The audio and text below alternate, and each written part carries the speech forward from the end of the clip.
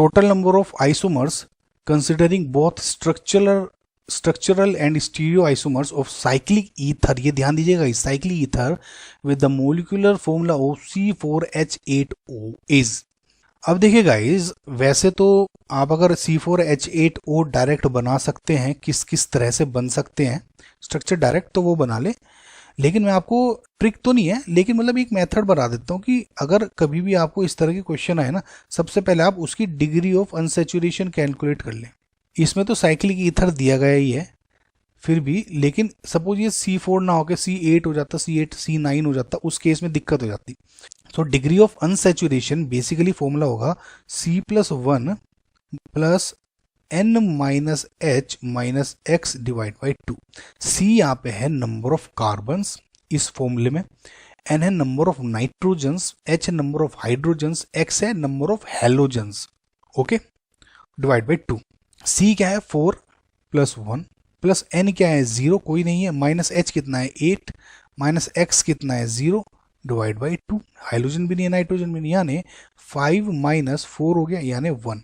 देखिए अब जो ये 1 आया डिग्री ऑफ अनसेचुरेशन, इसका वैल्यू क्या है, इसका मतलब ये है या जो आपका कंपाउंड बनेगा, स्ट्रक्चर बनेगा C4H8O का, या तो उसमें एक अनसेचुरेशन होगी डबल बॉन्ड की, या फिर उसमें एक रिंग हो सकता है, समझ में आपको, या तो डबल बॉन्ड या ring. Suppose degree of unsaturation 2 आती, तो उस केस में क्या होता है, या तो 2 डबल बॉन्ड है, या ट्रिपल बॉन्ड है, या एक डबल बॉन्ड एक रिंग है, 2 हो गए, या फिर 2 की दोनों रिंग है, 2 अनसेचुरेशन। तो इस तरह से काउंट होता है, लेकिन क्योंकि इसमें मेरा 1 है तो मैं समझ गया अब सिर्फ और फिर, क्योंकि इसमें एक तो डिग्री ऑफ अनसेचुरेशन 1 आई है, ऊपर से साइकिल ईथर का है, तो मैं साइकिल यानी एक रिंग लूंगा, डबल बॉन्ड को तो भूल जाओ।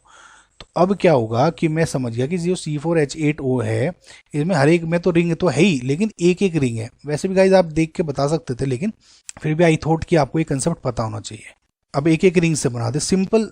सबसे पहले मैं सबसे बड़ी वाली रिंग बनाता हूँ, सबको कार्बन्स को एक इसमें बना लिया, 1 2 3 4 ओ, हाइड्रोजन कैलकुलेट कर ले, 2H इस पे, 2 4 2 6 2 8, तो का बैलेंस हो गया।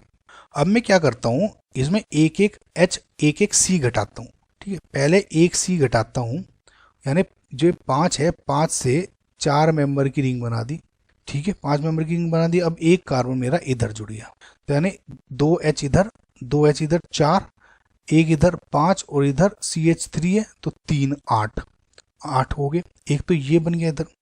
सिमिलरली ये वाला HCH3 इसके बजाय 4 ही रिंग वाले में मैं ये रिंग CH3 इधर भी जोड़ सकता था, तो again number of car hydrogen जोड़ेंगे तो सेम C4H8O ही बन रहा है, ये बन गया गाइज। अब अगर CH3 नेक्स्ट में मैं इधर जोड़ता हूँ तो गाइज ये और ये सेम है, तो इसको मैं काउंट नहीं करूंगा, ठीक है। तो ये हो गया 4 की रिंग में, ये तो 5 की थी, ये 4 की होगी। अब मैं क्या करता हूँ, अब बनाता हूँ मैं 3 की रिंग, तो अब मैं क्या करता हूँ 3 की रिंग बना दी, यानी 1 2 है, 2 कार्बन रह गए, तो 2 कार्बन है, तो यानी एक तो इसका हो गया CH3 number of hydrogen count करें, 3 3 6, एक इधर 7 और एक इधर 8, सही है। एक तो ये हो गया, इसका एक और बन सकता है ऐसा कि दोनों CH3 इधर जोड़ दूं, अब देखूं करके, 2H इधर 2 इधर कोई नहीं है, इधर CH3 इधर CH3 है, तो इधर 4 वैलेंसी होगी तो कोई H नहीं हुआ, 2 इधर CH2 है ना गाइज, ये 2 और 3 5 और 3 8, तो ये हो गया। इसका एक स्ट्रक्चर और बन सकता था जिसमें ये CH2 और CH3 इसमें जोड़ दूं, तो यानी 2 और एक 3 4 5 और 3 8 8 हो गए। तो ये बेसिकली ये टोटल स्ट्रक्चर है जो कि बन सकते थे, ठीक है, इस समझ में आपको।